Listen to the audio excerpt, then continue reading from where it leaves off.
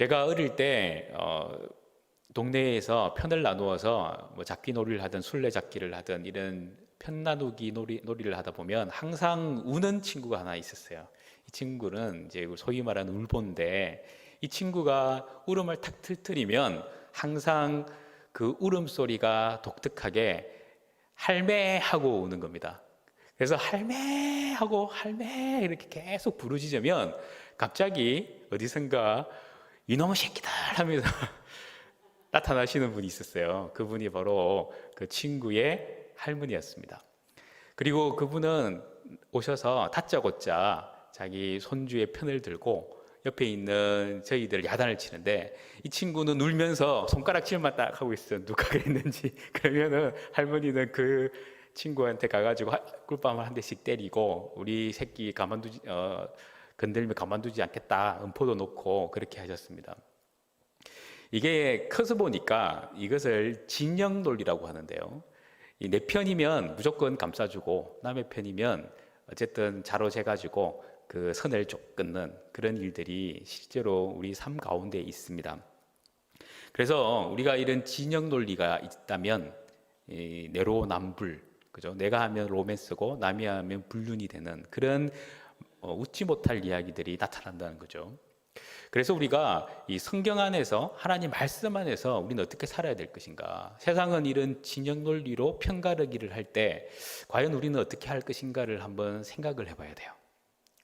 그래서 우리는 하나님의 지혜를 우리 속에 두면서 하나님의 지혜가 내 속에 충만하도록, 그리고 하나님의 지혜를 가지고 세상을 보고 세상을 판단할 수 있는 저희들이 되어야 된다는 겁니다.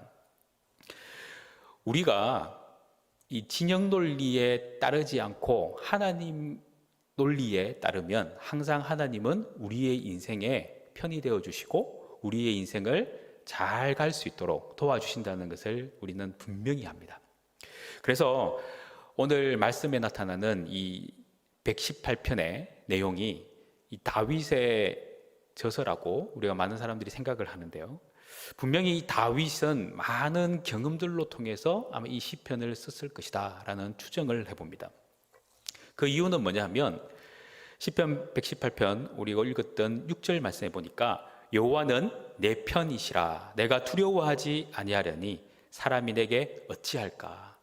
이 말의 내용을 좀 깊이 생각을 해보면 사람들이 지금 주위에 자기와 함께 있던 사람이든 자기와 지금 나누어져 있던 사람이든 아니면은 적이었던 또 외적이든 아무 상관없이 사람이라는 그 존재가 나에게 굉장한 어려움과 고통과 아픔을 주고 있다는 것을 전제하고 있다는 거예요. 그래서 우리가 신앙생활을 한다는 것은 모든 사람들로부터의 공격의 대상이 될 수 있을 뿐만 아니라 고통받을 수 있다는 전제가 깔려 있다는 겁니다. 그래서 다윗은 알았어요. 사람이 편이 되는 것이 아니라 누가 편이 돼야 된다고요? 하나님이 내 편이 돼야 되는구나 라는 겁니다. 그래야 사람을 대하거나 상황을 대할 때 두려워하지 않는다는 사실입니다. 근데 우리는 내 주위에 너무나 많은 사람들이 그들이 가지고 있는 생각으로, 그들이 가지고 있는 상황으로 나를 쳐다보기 때문에 내가 그들과 섞일 수 있을지, 아니면은 그들이 원하는 같은 편을 먹을 수 있을지, 이게 항상 의문이 된다는 사실이에요. 그래서 다윗은 나는 하나님 편으로, 하나님이 나를 내 편 삼아 주시는 그런 삶을 살고 싶다라는 것이 이 다윗의 고백이고, 그 고백을 오늘 우리는 말씀으로 읽었다는 겁니다. 자, 그렇다면 하나님의 편에 설 수 있는 우리가 된다면, 하나님이 내 편만 되어 주신다면 우리는 승리할 줄 믿습니다. 왜냐하면 하나님보다 그 어떤 것도 강할 수 없고, 하나님보다 그 어떤 것도 하나님을 능가하고 클 수 없다는 사실이에요. 그래서 우리는 하나님이 내 편이고 하나님이 나를 내 편 삼아줄 수 있는 그런 인생이 되기 위해서 오늘 말씀으로 들어가 보도록 하겠습니다. 인생은 이론이 아니라 실제잖아요. 그러다 보니까 이론이면 이렇게 하면 될 것이다 라는 생각을 가지고 적용을 그대로 하면 됩니다. 근데 인생이 실전이다 보니까 너무나 많은 상황들이 펼쳐지고 성경이 말씀하지 않는 너무나 많은 일들이 우리 속에서 일어난다는 거예요. 그래서 모든 성경을 다 맞추어 가지고 내 삶에 적용하는 것이 아닙니다. 그러면 어떻게 해야 되느냐? 이 다윗의 고백같이 원리와 원칙을 가지고 하나님의 말씀을 적용하는 거죠. 그래서 우리는 하나님을 어떻게 다윗이 보고 있느냐? 이분이 나의 편이라고 하는데, 아니 하나님이 다윗을 내 편이라고 삼을 만한 그 이유가 도대체 어디 있느냐를 먼저 알아야 되겠죠. 다윗이 아주 많은 어려움과 고통 속에서 그는 이렇게 고백을 합니다. 사무엘하 8장 14절에 보면요, 다윗이 에돔에 수비대를 두되 온 에돔에 수비대를 두니 에돔 사람이 다 다윗의 종이 되니라. 다윗이 어디로 가든지 여호와께서 이기게 하셨더라.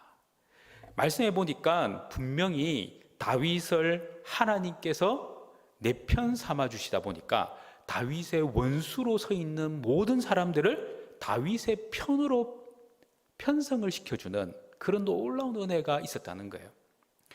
그 말을 한마디로 뭐라고 딱 표현하냐면은 다윗이 어디로 가든지 여호와께서 이기게 하셨더라라고 표현하고 있습니다. 다윗이 어디에 있든지 어디로 가든지 하나님은 다윗 편에 설 수 있는 은혜를 주셨다는 거예요.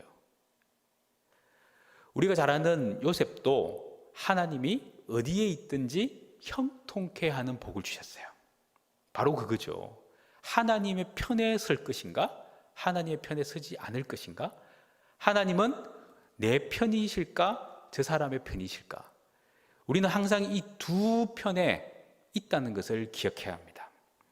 시편 124편 8절에는 이렇게 표현합니다. 우리의 도움은 천지를 지으신 여호와의 이름에 있도다. 여기에 다른 표현이 하나 등장을 하는데요. 그게 뭐냐면 하나님이 내 편이라고 말을 싹 바꾸어 가지고 하나님의 이름에 있다라고 표현을 하고 있어요.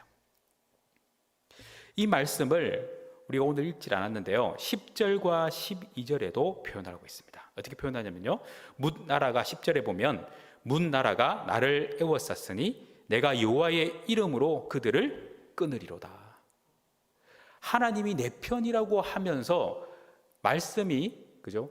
하나님을 어떤 분으로 설명하기보다는 하나님의 이름으로 행하는 일들을 설명하고 있다는 거예요. 12절 말씀은 그들이 벌들처럼 나를 애워쌌으나 가시던 불에 불같이 타 없어졌나니 내가 여호와의 이름으로 그들을 끊으리로다. 모든 상황이 불때처럼 달려드는 그런 상황이 왔을 때에 그때도 여호와의 이름으로 끊겠다 하면서 여호와의 이름을 내 편이라고 말로 대신해서 표현하고 있다는 겁니다. 이 말은 무슨 말이냐? 바로 여호와의 이름이 하나님의 능력을 의지하는 사람만이 부를 수 있기 때문에 그래요. 오늘 말씀 우리가 읽었던 말씀 6절과 7절에 보면 하나님이 내 편이라는 것을 확실하게 설명하고 있죠. 여호와는 내 편이시라 내가 두려워하지 아니하리니 사람이 내게 어찌할까. 여호와께서 내 편이 되사 나를 돕는 자들 중에 계시니 그러므로 나를 미워하는 자들에게 보응하시는 것을 내가 보리로다. 하나님은 아예 내 편이심을 선포하면서 그리고 그 뒤에 하나님의 이름으로 그 일들을 내가 시행하겠다라고 표현을 하고 있습니다. 이것은 우리에게 무엇을 의미하냐면은 하나님이 내 편이라고 진짜로 믿는 사람은 하나님의 이름, 하나님의 이름을 높이거나 그분의 이름을 따라서 살고 있다는 것을 의미해요. 조금 더 우리의 형편으로 표현하면은 제대로 된 신앙 고백으로부터 편 나누기가 시작된다는 겁니다. 하나님은 하나님을 어떻게 부르고 어떻게 믿느냐에 그 기준이 서 있다는 거예요. 그래서 우리는 예배 드릴 때 사도신경이라는 신앙 고백을 합니다. 사도신경의 신앙 고백의 제일 처음이 뭡니까? 전능하사 천지를 만드신 하나님 아버지를 내가 믿사오며, 전능하고 천지를 만드신 그 하나님에 대한 이름을 부르고 믿는다라고 고백을 한다는 거죠. 그래서 우리 하나님이 단순히 그냥 이 세상에 계시는 한 신의 등목으로 계시는 분이 아니라 진정한 하나님, 진정한 신, 우리가 고백하는 것은 전능하신 하나님, 그리고 천지를 만드신 이 창조의 하나님에 대한 믿음이 내 속에서 고백될 때, 그때에 하나님 편 아닌 것이 먼저 구분이 된다는 겁니다. 그래서 우리가 기도를 하거나 아니면 하나님께 간절한 소망을 내가 아뢰일 때, 그때에 하나님께 나아갈 때에 하나님의 이름을 어떻게 부르느냐가 굉장히 중요해요. 예수님이 우리에게 주기도문, 그죠? 예수님이 기도를 가르쳐 주셨어요.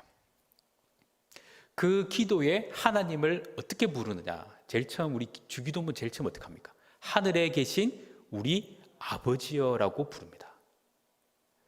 이것은 왜 중요하냐면, 하나님을 단순히 전능하시고 천지를 만드신 창조주 하나님, 소위 말하는 구약적인 하나님에서 이제 예수 그리스도께서는 우리를, 하나님은 예수님과 부자 관계인데 그 부자의 관계로 우리를 넣어주셔가지고, 하나님이 전능하시고 천지를 만드신 그 놀라운 능력이 바로 저 멀리 계신 하나님이 아니고, 성경 속의 하나님이 아니고, 나의 피를 나눈 내 아버지와 같은 분인 것을 표현하고 계신다는 거예요. 그러니까 예수님의 입장이 얼마나 은혜로운 입장입니까? 그래서 예수님은 두려움이 없으세요. 왜요? 하나님이 아버지거든요. 하나님이 아버지인데 뭐가 두렵겠습니까? 그러면 우리는 왜 두려우냐? 하나님이 아버지로 안 여겨지니까 두려운 거예요. 하나님이 아버지인데 나는 이상하게 하나님이 아버지로 부르긴 하는데 안 느껴져. 하나님은 꼭 저 분의 아버지, 성경 속의 아버지로는 느껴지는데 내 아버지로는 안 느껴져. 이게 우리가 하나님이 내 편이 될 수 없는 아주 극단적인 이유가 된다는 사실이에요. 그래서 우리는 이런 모습이 내 속에 어떻게 나타나느냐 보니까 바로 세상을 의지하는 내 모습에 매여 있다는 거예요. 다윗은 그것을 이렇게 표현하고 있어요. 8절과 9절을 보면요, 여호와께 피하는 것이 사람을 신뢰하는 것보다 나으며 여호와께 피하는 것이 고관들을 신뢰하는 것보다 낫도다. 조금 더 비틀어서 이야기를 하는데요, 하나님을 도무지 안 믿어져 가지고 하나님 내 편입니다라는 고백은 하는데 뭔가 좀 안 맞아. 그러면 차라리라도 피할 때라도 하나님께 피하면 그게 사람 신뢰하는 것보다 더 낫다라는 겁니다. 차라리 높은 관직에 있는 사람한테 좀 뇌물을 주면서 그 사람에게 어떤 영향력을 받는 것보다 차라리 하나님께 도망가서 그분 밑에 들어가는 게 더 낫다라는 거예요. 이런 다윗의 고백을 보면 우리가 가져야 될 진정한 믿음이 하나님이 어떤 분이신가에 대한 고백에서부터 시작된다는 것을 알 수 있다는 거죠. 잠언 21장 30절과 31절에는 이렇게 표현합니다. 지혜로도 못하고 명철로도 못하고 모략으로도 여호와를 당하지 못하느니라. 싸울 날을 위하여 마병을 예비하거니와 이김은 여호와께 있느니라. 지혜든 명철든 모략이든 여호와를 당할 수 있는 것은 이 세상에 없다는 거예요. 결국 하나님만이 우리의 이김이 된다라는 것을 말씀하고 있습니다. 자, 그렇다면 다윗이 이렇게 하나님은 내 편이다라고 고백하는 그 핵심은 뭐냐? 다른 것이 아니라 오직 하나님만 승리를 가지고 계신 분이다. 하나님만 오직 승리를 가지고 계신 분이다. 그것을 믿어야 한다는 사실이에요. 그래서 우리는 기도할 때 하나님은 내 편입니다라는 믿음의 고백이 필요하고요. 신앙 고백, 전능하사 천지를 만드신 그 하나님이 바로 내 아버지이심을 고백하는 그 고백이 먼저 있어야 한다는 것을 말씀하고 있어요. 자, 그렇다면 이렇게 하나님은 모든 사람들이, 신앙인들이 부르짖고 있을 때에 누구 편을 들 것인가라는 겁니다. 그 예로 남북 전쟁 시에 링컨 아시잖아요. 링컨의 일화가 있어요. 그 당시에는 남쪽도 하나님을 믿고 북쪽도 하나님을 믿었어요. 전쟁이 터졌습니다. 그래서 링컨 대통령 옆에 있던 참모가 대통령에게 이렇게 물어봅니다. 각하, 하나님이 우리 편이 되어 주실지 정말 걱정입니다. 이렇게 표현해요. 그러니까 링컨이 그게 자네의 걱정인가? 나는 우리가 정말 하나님 편에 서 있는지 몰라 걱정일세. 이렇게 표현했대요. 우리가 하나님은 내 편입니다라는 고백이 있을 때에 과연 나는 정말 하나님 편에 내가 서 있는가에 대한 확신이 있는가 없는가, 이게 너무나 중요하다는 겁니다. 나는 하나님 편에 있지도 않으면서 하나님은 내 편입니다라고 계속 부르짖는다고 그 사람이 하나님 편에 설 수 있는 게 아니라는 거죠. 결국 하나님 편에 있던 북쪽 나라, 북미국은 어떻게 됐습니까? 승리를 하게 되고 노예를 해방시키는 그런 역사들을 이루어가죠. 또 하나의 예가 있는데요. 그것은 이 독일이 2차 세계대전을 일으켰을 때에 그들은 이 나치의 연합군이었잖아요. 나치 군대였어요. 이들도 하나님에 대한 믿음이 있어요. 그래서 그들이 어떤 표현을 쓰냐면은 이 독일어로요. 곧 밋 운스라는 하나님이 우리와 함께 한다라는 그 표현을 군인들의 바클에다가, 요대 바클에다가 새겼어요. 하나님 우리와 함께 한다. 그런데 나치의 핵심 뭐였습니까? 자기들의 정체성을 위해서 하나님을 이용한 자들이었어요. 결국 그들은 패망하게 되죠. 과연 우리가 말로만 하나님 내 편입니다, 하나님 우리와 함께 하십니다, 그것을 하나님 원하시는 게 아니다라는 것을 알 수 있어요. 그러면 내가 고백하는 것이 중요하다고 했는데 그 고백의 진실성, 내가 하나님은 내 편입니다라고 했을 때에 하나님이 보실 때에 너는 하나님이 나의 편에 서 있구나라는 실제적인 모습, 그 모습을 하나님이 원하신다는 거죠. 하나님이 나와 함께 해줄 수 있는 그 이유가 내 속에 있어야 한다는 사실이에요. 자, 그렇다면 그런 하나님의 편에 있을 수 있는 그런 인생이 되기 위해서 우리는 무엇을 갖춰야 될 것인가? 그 첫 번째는 바로 구속, 곧 죄사함을 받은 성도여야 한다는 사실입니다. 모든 일에 있어서는 소속이 중요합니다. 소속이 어디에 있느냐, 그게 제일 중요한 거예요. 우리가 대한민국이라는 소속 안에 있어요. 그러면은 대한민국 국민의 권리를 찾을 수 있습니다.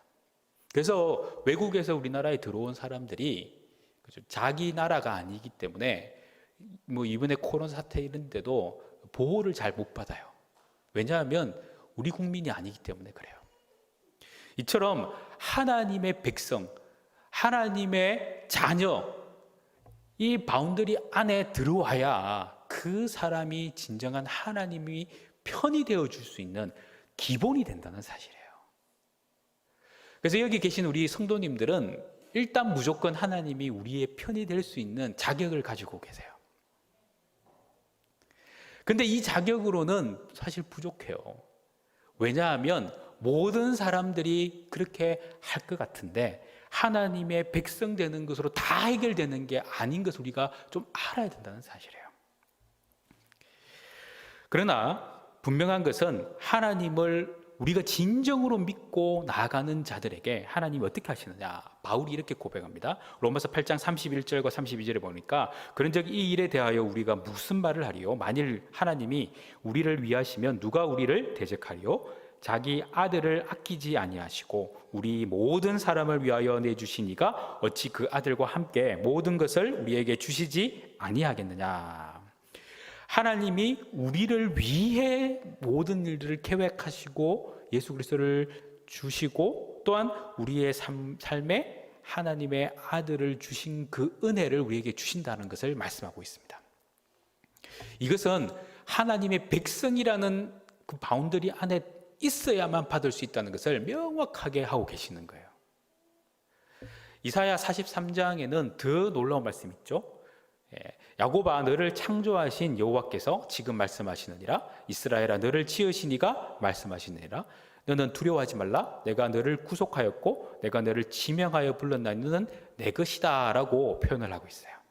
이 내 것인 우리가 어떤 일을 경험하느냐 보니까 불 가운데도 물 가운데로 지날 때라도 우리를 지켜주시고 보호하신다고 성경이 말씀하고 있습니다. 이것이 우리에게 얼마나 큰 은혜가 되는지 몰라요. 그러나 분명한 것은 이스라엘 백성들이 이렇게 하나님이 너희들은 내 백성이라고, 너희들은 내가 구속했고 지명해서 불렀고 너희들은 내 것이라고 명확하게 간판을 딱 달아놨지만 그들은 하나님의 버린 자식처럼 살았다는 거예요. 그래서 중요한 것은 뭐냐면 우리가 갖춰야 될 그 두 번째가 바로 성결한 성도가 되어야 된다는 사실입니다. 하나님은 이스라엘 백성들이 자꾸만 하나님 이외의 다른 신들을 섬기는 그 어떤 것에서 하나님은 받아들이지 않고요, 야단을 치시고 인간 채찍을 사용하셨어요. 왜냐하면 하나님이 보실 때에 성결이 너무나 중요하기 때문에 그렇습니다. 내 백성이기 때문에 잘못되어 가는 것을 그만 볼 수 없다는 사실이죠. 이사야 59장에는 이렇게 표현하죠. 여호와의 손이 짧아 고나지 못하심도 아니요 귀가 둔하여 듣지 못하심도 아니라 오직 너희 죄악이 너희와 너희 하나님 사이를 갈라놓았고 너희 죄가 그의 얼굴을 가리어서 너희에게서 듣지 않으시게 함이니라 표현하고 있습니다. 진정한 신앙이 된다면 하나님과의 거리가 없어야 돼요. 하나님과 거리가 생기면 이거는 굉장히 심각한 삶을 살 수밖에 없다는 사실입니다. 그래서 하나님은 신앙인이, 하나님의 백성이, 하나님의 자녀가 하나님과의 거리가 생기면 하나님은 그 거리를 회복하기 위해서 채찍을 들거나 아니면은 아주 특별한 방법을 사용하실 때가 있습니다. 그래서 우리는 하나님이 기뻐하는 삶으로 살기 위해서는 어떻게 해요? 성결한 삶을 추구해야 돼요. 하나님의 자녀가 되는 것은 아무 공로 없이 믿음만으로 됩니다. 하지만 하나님의 자녀로서의 복을 누리는 것은 조금 달라요. 그것은 하나님 앞에서의 성결을 유지해야 한다는 사실이에요. 종교개혁자들은 그 말을 코람데오라고 표현하고 있죠. 하나님 앞에서. 진정한 성결은 내가 오늘도 하나님 앞에 있습니다라는 고백과 그 의식 가운데서 나타난다는 사실입니다. 하나님이 지금 바로 내 앞에 있는데 내가 어떻게 이 일을 할 수 있을까? 하나님이 지금 바로 내 앞에서 CCTV보다 더 정확하게 나를 보고 계시는데 내가 어떻게 이 일을 하지 않을 수 있을까? 그런 마음이 내 속에 있을 때에, 그런 삶이 내 속에 받쳐질 때에 우리는 하나님의 편이 되고 하나님은 너는 내 편이라고 인정할 수 있다는 사실이에요. 세 번째로 우리가 갖춰야 될 모습은 최선을 다하는 성도가 되어야 됩니다. 우리 예전에 격언 중에 하늘은 스스로 돕는 자를 돕는다 이렇게 표현하잖아요. 하나님은 스스로 돕는 자를 돕는다라는 의미로 사용할 수도 있습니다. 이 말은 무슨 말이냐면 하나님은 최선을 다하는 사람의 편으로 항상 서 계신다는 거예요. 능력치를 보는 게 아니고 최선을 보고 계신다는 겁니다. 이 사람의 지식과 명예와 능력을 보는 게 아니고 그가 가지고 있는 최선을 보고 하나님은 역사를 이루어 가신다는 사실이에요. 우리 우스갯말로 어떤 신학교에 다녔던 한 신학생이 교회 사역을 너무 열심히 하다 보니까 기말고사 시험에 공부를 못했어요. 그래서 기말고사 시험을 딱 치는데 보니까 종이는 보이는데 글이 이해가 안 가. 그래서 결국 그는 시험지에다가 하나님은 다 아십니다. 저는 하나님을 믿습니다 하고 냈어요. 그러니까 F가 뜬 거예요. 그래서 교수님한테 가서 말씀을 드렸어요. 교수님, 하나님은 다 알고 계신 것 교수님도 믿잖아요. 그러니까 믿지. 저도 그것을 믿습니다. 근데 왜 F예요? 하니까 그 시험지에 뭐라고 적혀있냐면은 하나님 100점, 학생 빵점. 우리가 착각하고 사는 부분이 뭐냐 하면 하나님을 핑계대면서 최선을 다하지 않는 많은 경우들이 있다는 사실이에요. 우리 하나님은 그 사람의 능력을 보는 게 아니에요. 그 사람이 가지고 있는 기대치를 하나님이 보는 게 아니에요. 하나님은 최선을 보는 거예요. 그래서 우리가 알고 있는 달란트 비유를 한번 생각해 보면 주인이 외국에 나갈 때에 종들에게 5달란트, 2달란트, 1달란트씩 나누어 줍니다. 1달란트는 6,000데나리온이라고 그러죠. 1데나리온은 하루의 노동자의 품삯이라고 합니다. 그러니까 6,000일 동안 노력을 하고 일을 해야만이 벌 수 있는 돈이 달란트인데요. 그 달란트가 1달란트도 어마어마한 달란트예요. 그런데 그 달란트를 5달란트 가지고 있는 사람, 2달란트 가지고 있는 사람들은 열심히 일을 해서 5달란트는 5달란트를 남기고 2달란트 가진 사람은 2달란트를 또 남겼어요. 그때에 이 주인이 그들에게 뭐라고 칭찬하냐면은 마태복음 25장 21절에 보면 그 주인이 이르되 잘하였도다 착하고 충성된 종아 내가 작은 일에 충성하였음에 내가 많은 것을 내게 맡기리니 내 주인의 즐거움에 참여할지어다 이렇게 표현하고 있습니다. 그 주인의 칭찬에 능력이 많구나, 네가 명예를 가질 만하구나, 학식이 많구나, 네가 근력을 잘 사용했구나 이런 이야기는 전혀 없어요. 뭐만 나타납니까? 충성된 종이라는 것과 작은 일에 충성했다는 것을 표현하고 있습니다. 어떻게 5달란트, 2달란트가 작은 일입니까? 1달란트가 6,000일 동안 일을 해야 되는 그 돈인데 그것을 5배, 2배를 줬는데 그게 어떻게 작은 일이에요? 근데 주인이 보기에는 작은 일인 거예요. 왜냐하면 주인은 그 돈으로 문제가 해결되거나 문제가 만들어지는 게 아니기 때문에 그래요. 그런데 우리의 입장에서 볼 때는 굉장히 큰 것처럼 보이지만 주인의 입장에서는 작다는 거예요.